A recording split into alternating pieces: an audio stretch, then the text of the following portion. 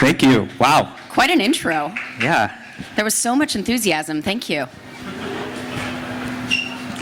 It's going to be tough to keep that level of enthusiasm up, but... It will. And I'm going to keep my coat on for a bit. We're up to the it's challenge. a little chilly out here. So, apologies for bringing these, but thank you for joining us in the tent.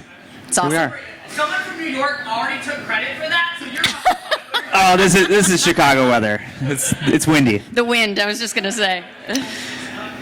So why don't we start with a quick intro, and then I have some prepared remarks, and we can go from there. Awesome. Sound good? Sounds good, yeah. All right. So for those of you who don't know me, that I haven't had a chance to meet in person, I'm Andrea Collins, and I have been in marketing for about 20 years. I started as a PR and communications professional and then built into a full-stack marketer, and really specialized in story-led marketing. So most recently took Hippo, which is a home insurance group, public in last August, and started with that company at Series A. So grew from, we were around 20 employees when I started to 650 employees over 4.5 years. Obviously a lot of great growth throughout that experience. And then was with Policy Genius prior to that, and ran communications group there, also insurance, and have really specialized and found a passion within fintech.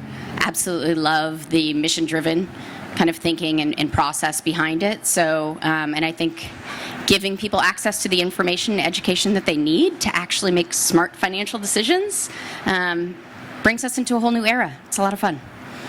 I love that I got put on this panel because I think there's so much in common with, the purpose-driven type of home-centric protection that really your job has been in marketing, is making sure you can communicate those values and understand the community and the home and kind of everything that goes into maybe the consumer journey of choosing an insurance provider that's ultimately going to be there for you when you need them to be. So that really is what I'm excited to dive in with you on. And yeah, I love that we both touch home and community within exactly. our roles, and that just means so much these days, right? Post-pandemic, we've all spent plenty of time in our homes, and so we've been able to rap quite a bit about that. It's just such a fun space. I couldn't agree more. And as the David Wilson here from Nextdoor, I've been also at the company for about 5 years, early series to post-IPO, so we have that in common as well. And I've been mostly focused on financial services, kind of from early proof of concept to exclusively focusing on that vertical currently. So excited to have this chat. Awesome. So I know we spoke beforehand, and I think one thing that was, I think you touched on that would be really helpful maybe to break from some of the standard content that we've seen here today is around, your pattern of navigating career growth in these high growth and kind of startup environments.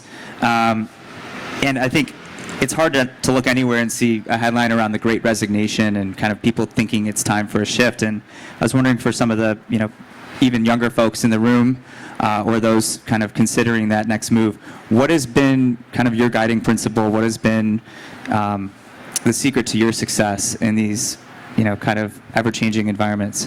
Yeah, it's a really good question because I get this a lot from my network in terms of what else is out there.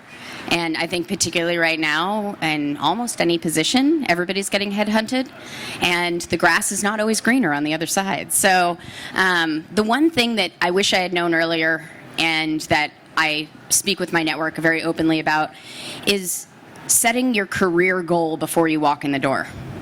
And you can often, especially in startups that are kind of ever-changing, do this while you're at a place if you haven't done it in advance. But walk in and say, I am entering into this role to learn X skill set, or I really, really want to work with X person, or I'm dying to get a X title, right? I want to be a director, I want to be a VP, I want to be whatever it is. You can't have it all. Be smart and be aware of what's available to you. Make sure that you speak with your manager about what that career goal is and how you're going to continue to grow against it so that they also keep their eye on the prize for you. But obviously you have to be, especially in high growth startups, you have to be very flexible in the other aspects of your role. And so I think a lot of people these days go in and say, I want it all, right? I want to learn, and then I want the title, and then I want the money, and I want the security. Sure, that'd be great. It's not what a startup is. It's just not what it is. So you have to be really flexible within your role if you want to work in an ever-changing environment, which is what I actually really love about startups. You don't quite know what you're going to get every day, and that's fun for me or for people that really like change and challenge, which I think a lot of marketers do. But yeah, I just really focus on one goal. And then obviously set your parameters, know where your line is in the sand. And I ask a lot of people that are thinking about resigning, where's your line in the sand and what is that line and has anybody stepped over it? A lot of people are like, well, I don't know, I just got pissed. That's not an answer. So you got to be smart about it, right? You can't overdo it.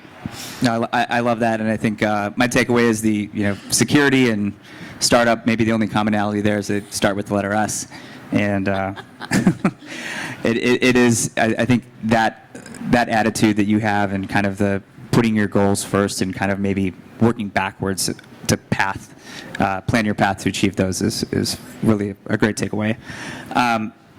Shifting gears, putting the marketing hat back on. So I look at you as a proven fintech disruptor, specifically in the insurance marketplace at Hippo and at Policy Genius. What have been some of the constants in your go-to-market playbook as you come into these types of orgs? Yeah. Well, thank you, first off. It's very kind. But I think one thing I've learned through the pandemic is there is no playbook anymore. So I wish one existed, but I feel like we all had to throw our playbooks out and kind of start over. So, and again, that's fun to me. I love that stuff. But one thing that has become really apparent to me as I walk into a new role is there a story here or not? Right? And so I'm a very story-driven marketer. I started in comms and journalism, and that's probably why. But that's where I see a lot of brands fail over time, is they haven't thought of that long-term vision and that the brand identity up front. And so their story changes throughout their evolution. And so I usually start with the story first. And so as much as I can, I tell that narrative. I use low-cost channels to tell that narrative. I try and drive some assimilation around message testing throughout different channels to understand how people are reacting to that narrative. And then, obviously, I guide the UA or user acquisition based on where we're actually going to get the best and most customers. But I think, for me, the only playbook that I always kind of work off of is, story-led pieces first. I love that, and I think that we encounter at Nextdoor a lot of brands that kind of come to us wanting to tell that story.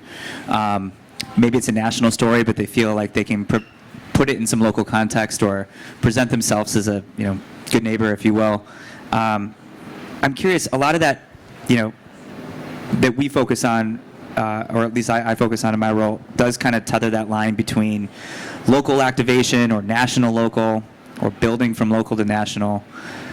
Because insurance is so regulated, and I know when you start off, you're in a couple states, or maybe you're in one, and now Hippo's national. How do you approach, that part of your go-to-market? How does that change? Is the messaging the same? How do you think about that? Yeah, it's a really good question, and I'm sure a lot of people face the local versus national challenge. At Policy Genius, for example, we started in all 50 states, and so I built an audience profile based on, it was a pretty broad audience profile, to be fair, up front, but I built it based on, demographics across all 50 states.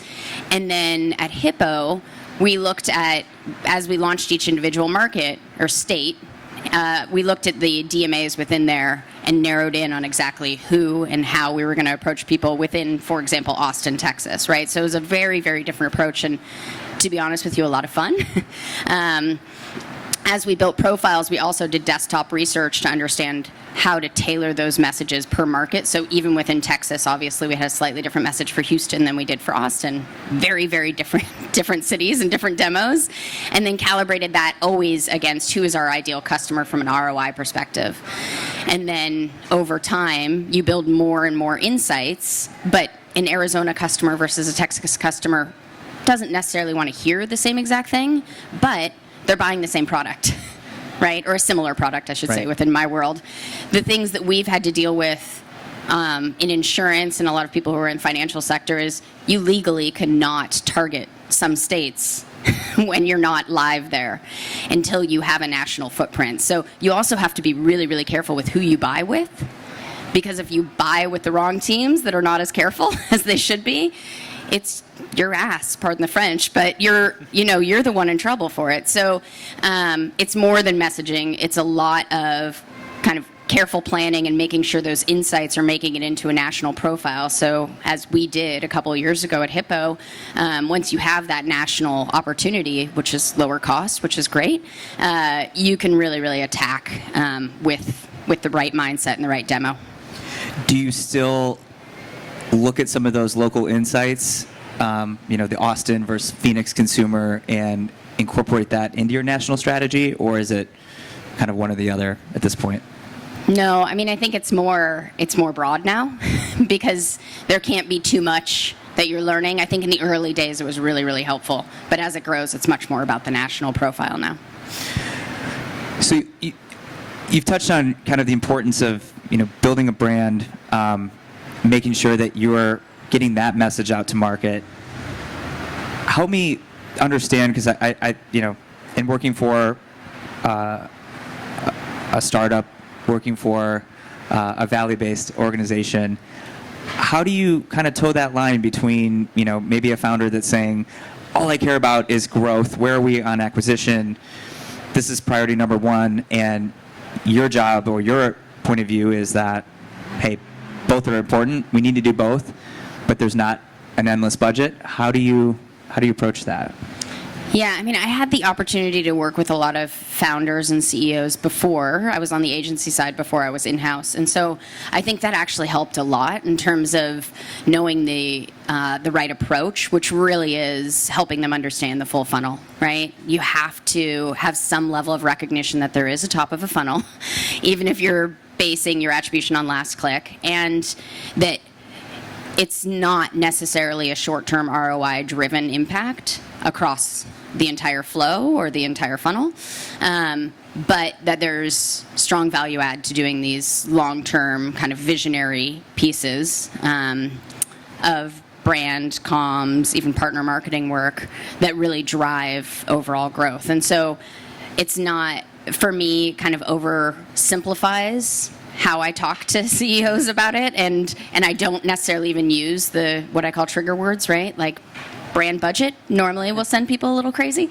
but I think it's all about kind of rounding it out and helping people understand how the flow works, how the mind works as you go into that, especially with financial products, right? Like what I'm passionate about is educating people, but that actually makes an impact in the long term.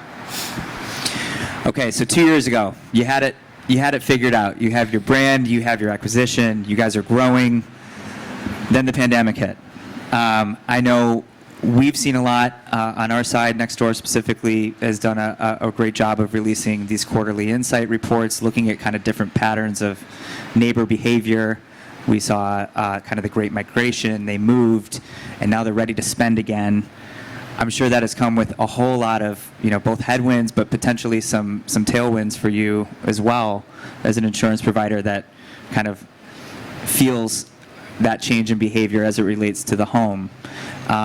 So tell me maybe some of the things that were expected challenges or ended up being challenging, but then came out the other side as a benefit or growth mechanism for your business. Yeah, absolutely. I'll start with headwinds. Because I think a lot of us experience the same stuff, but certainly as a challenger brand with a lot less budget than your perceived competitors have, right? We're at Hippo, we were up against Geico with $1 billion budget on an annual basis, right? And surprised we don't have that. I think for us it was about relearning the customer and how they actually want to engage. Once you build years of insights on how engagement tactics work, what kind of messaging to use, again, down to the local demographics, what people in each city want to talk to you about or how they actually want to engage with your brand. And we felt the need to really stop, pause, and scrap a lot of that and then reevaluate all of our individual channels and how they were going to work together. Right, so we started to lean into things that we could pivot messages fairly quickly because the pandemic was changing people's mindset about how they actually lived in their home, how they dealt with their communities, how they interacted with financial products, right? It maybe wasn't about going into a bank or into a strip mall to meet with an insurance provider anymore. It was about potentially doing it digitally. And so that leads me to the tailwinds, which is people were looking for more digitalization and people were more focused on their home. So that actually worked really well for us. We had to pivot quickly. I filmed my own television ad in my house on an iPhone with a producer and director on different phones on the other side of that. They cut it together within 3 or 4 days, and props to Nomad Production Company. They killed it for us, but that ad outperformed all of our existing ads. People wanted to know that we were having to deal with the same stuff. So, and everybody's seen that ream of how everybody else advertised during the pandemic. It was very similar. So it was nice to set ourselves apart. Is this still available on YouTube for consumption? It is for your viewing pleasure. My son is in it, which I think is probably the best part. That's awesome. So did that change your strategy then in seeing maybe the success of more of a UGC or like authenticity first approach?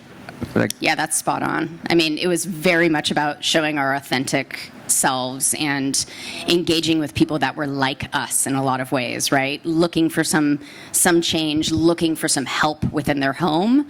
And with Hippo, it was about, we're your partner and we are helping you actually support the maintenance in your home, helping you actually drive change in your house. And so that resonated with a lot of people. So moving beyond the pandemic, as here we are, it's over. You have authenticity. You've learned a lot. Where does this go? Where do you see this continuing? Do we stay on the same path? Is there going to be more of the same or more of a transformation as we kind of resume a more normal post-pandemic life? Yeah, I mean, this leans into Nextdoor as well, right? Like, I think that both of the Hippo and Nextdoor brands have done a really good job at providing engagement and authentic engagement, right? And community, not social community, but actual community within your brand. And that actually, I think, is a major trend within the space for all companies. I don't think it's just a financial product or just a community-driven product. I think all of us are having to do that a lot more, and that means creative has to be done in a different way and through a different time slot, right? You need to be able to react to what's happening in real time because there's a lot going on in the world today. So one ad is not going to work for the entire year. I mean, that is music to my ears as someone who walked into many a boardroom or a meeting and talked about community, but through the form of the importance of your neighbors and proximity, and a lot of the blank stares or the common feedback of I don't want to know my neighbors. What's the value in that? I think that all of a sudden became so true and so much of a necessity over the past year, and I think that I'm glad to see that marketers like yourself and brands are recognizing that this isn't something that's just going to disappear overnight. It may be on a pendulum that'll swing back to the middle, but I truly believe that this power of local, the power of community, and the brand's ability to, at minimum, just relate and align themselves to that is a powerful thing and something that hopefully is here to stay. In terms of other shifts kind of coming out of this time, related more to maybe tech or new platforms or innovations, our dance video is going to be something that are top of mind for Hippo or your industry, or what's exciting to you kind of beyond where you've been? Yeah, I mean, I think in the fintech marketing space, more holistically, I think it is still really going to be about education. Again, it's just done in a very different way and delivered and distributed differently, but it's that education that makes your, whatever it may be, your bank, your neobank, your whoever, a good partner in your life, right? And I think there's a lot of industries, home maintenance is a good example of it, that is trying to do a very similar thing, and I think in my mind, all boats rise. I think there's a lot of people that see this as, oh my gosh, so-and-so is leaning in on my messaging and only one person can win. I just don't believe that. I think that the consumer of the future is going to have a variety of different apps or people on their, quick dial that they work with to help manage certain aspects of their life. And whether that's your retirement, your home, I think those pieces are going to live still in very, very important sectors in somebody's portfolio, but they're going to have partners to help them along the way. And so I think, at Hippo, we leaned in really heavily to partner messaging. And I think that a lot of fintechs I'm seeing are doing that successfully. I think Brex Card is a good example. They even launched in a very similar, is everybody familiar with Brex? Yeah. They leaned in with a very similar approach from their earliest days and have succeeded at that. It's obviously specifically focused on startup communities, but even within that, it's we're partnering with you, we'll help you understand, we'll feed you the right data. I think all of that's going to continue to rise and really elevate our industry holistically. So if I'm hearing you correctly, is any part of that strategy overlap with some of the things we see from the broader vertical as a whole around like financial wellness, financial education, financial literacy? Is that something that you think is here to stay as well? Yeah, absolutely. And I think, as you were saying that, I was like, God, health tech is doing such a great job at this right now, too. I think there is a lot of wellness apps that everybody gets pretty overwhelmed with, at least in my world. But with that being said, there's some that are doing such a great job at saying, we have either your data or we have your community's data, and this is how we're using it. So I do think financial wellness, and even within the insurtech sector that goes on to health and other aspects of people's lives, those sectors are going to continue to do a great job at that. All right, so one more question before we open it up. Let's congratulate ourselves. We've both survived a startup for 5 years. I think it should be recognized. But in that time, we've mentioned, we both were there on the early side and are now at a post-IPO, a public company. How has that changed? How does your role change as a privately funded company VP of marketing to answering to Wall Street? I kind of want to hear your answer on this first. I don't think I'm at liberty to share, but you first. Sorry, my bad. So going through the public process was, honestly, I love a challenge, so a lot of fun. Again, you didn't quite know what every day would hold in terms of you knew what the plan was and you knew how to get there, but SEC and everybody else jumps in and shares their voice and pivots you a little bit during your process. So I think that the process of becoming a more legally bound, and Hippo had always been a very compliant company, but becoming more focused on those pieces changes the entire structure of how you market, how you report, how you work with the board, with the executive team, everything across the board. And so there is a heavier focus and a heavier need for kind of buttoned up practices, just is what it is. And the earlier you get on top of that, the earlier it is when you cross that milestone. I've been reminded it's not a finish line. I think we talked about it. It's the starting line. What advice would you give to those maybe in your shoes? What kind of in your mind needs to be complete prior to going public? Meaning, what is kind of a crucial checklist of making sure that you are prepared and ready for that change? What would be the things that you want to have in place before you're held to that different standard? Yeah. To level this back up and not speak tactically, because there's a lot of stuff tactically you really have to get in order. For us, at Hippo, and I've seen this over and over at other companies, but what I did a lot was lean into what do the investors need to hear well before we actually had public company investors, right? It's not about just speaking to the market generally. It's about what do the specific investor groups need to hear. And then when you boil down that narrative and you know what the long-term vision is that you're trying to tell, we wrote an S4 over several months, which is a SPAC version of an S1. And we had to make that align with every comms message and every brand message that we wanted to tell for the next couple of years. Of course, you have tweaks on that over time, but it's so important that you're not figuring that stuff out on the fly, and that you don't cross a line and then say, oh, we're going to tell the board this month or quarter, whatever it may be. Well, thank you. I found that very insightful, and as one startup to another, just congratulations. It's been really exciting to see your growth, and Congrats to you as well. yeah. Yeah. Any questions? Well, while they're thinking of it, we'll make sure to monitor deep in the rabbit hole chats at Nextdoor here for your answers. I know you couldn't publicly give it, but we'll be waiting.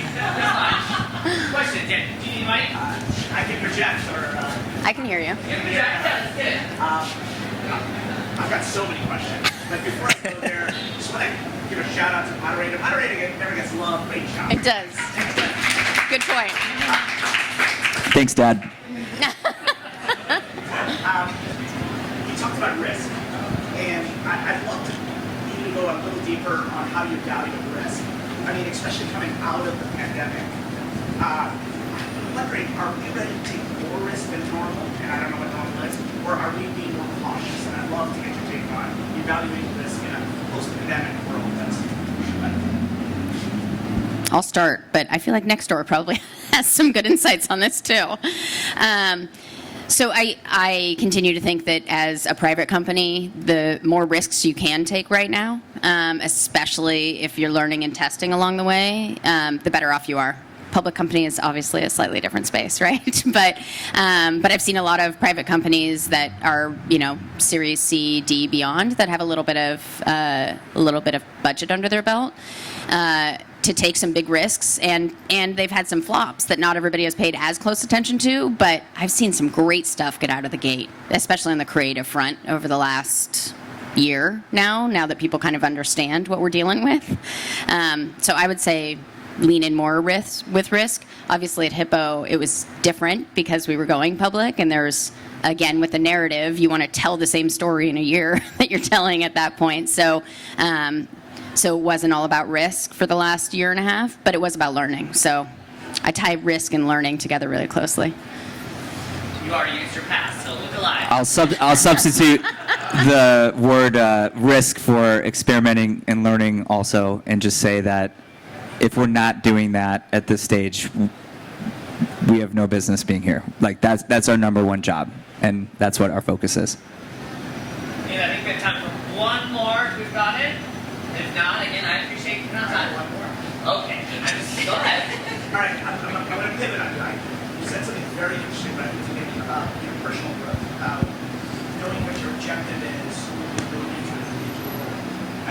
Again, love your take on what if the role changes. How do you pivot? Do you pivot? Use things to give that? Yeah, it's a good question because it's happened to me before. His questions are great, FYI. So I've been in those situations before, and it's taken me time to reevaluate, and I think that's ultimately what it comes to, right? I think as marketers, all of us are planners kind of naturally, some messier than others in a great way, but we usually have like an end goal. And so if it still helps you get to that end goal, and that's where the drawing the line in the sand certainly helps, then I think it's well worth it, especially if you're at a company and working with people that you know that you can drive change with. That makes such a huge difference in the world. I mean, I got in at Series A both with Policy Genius, which is now I think 150 people or so, and with Hippo. And to me, there were several pivots along the way. It was like working at Hippo for the last 4.5, 5 years. It was like working at 6 or 8 different companies. So your role changes so drastically. But I knew that I was still getting to the right end goal. Well, thank you. I will say, appreciate you all, not only for everything you said, but early when you really talked about this notion of truly thinking about what type of community are you trying to both inspire, propel, all of that. And, again, it's so easy for us, to your point, to think very surface level, but I really appreciate hearing both of you really thinking about, marketing, but not just at that level, but truly what are you doing. So to appreciate it. One round of applause for these two. Thank you. Thanks, guys.